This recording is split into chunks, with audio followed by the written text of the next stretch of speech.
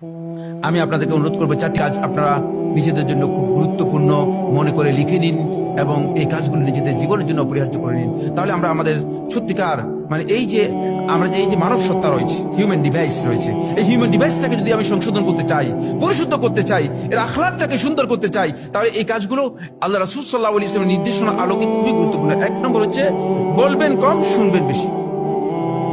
সম্ভব কিনা? এটা আমাদের অনেকের জন্য কঠিন। বলবেন কম, শুনবেন বেশি।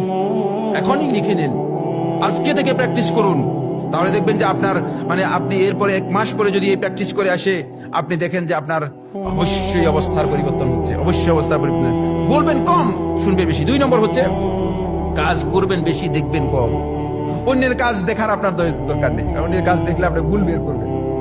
নিজে কাজ করবেন বেশি আর অন্যের কাজ দেখবেন কম।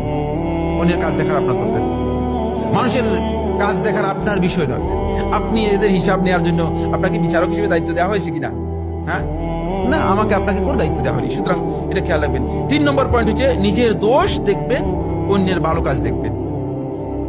নিজের দোষগুলো দেখবেন, অন্যের ভালো কাজগুলো দেখবেন। দেখবেন আপনার ডিভাইসটা কি হয়ে যাচ্ছে, পরিচ্ছন্ন হয়ে যাচ্ছে। আরব্য কবি বলতেছেন, ওই সৃষ্টির মধ্যে ওই তো সবচেয়ে নিকৃষ্ট যে মানুষের দোষগুলো খুঁজে খুঁজে বেড়ায়, মিসলা যুবাবে, মাছির মতো, ইয়াতবাউল আলালা, কোনখানে পচা জিনিস আছে সেখানে গিয়ে বসে।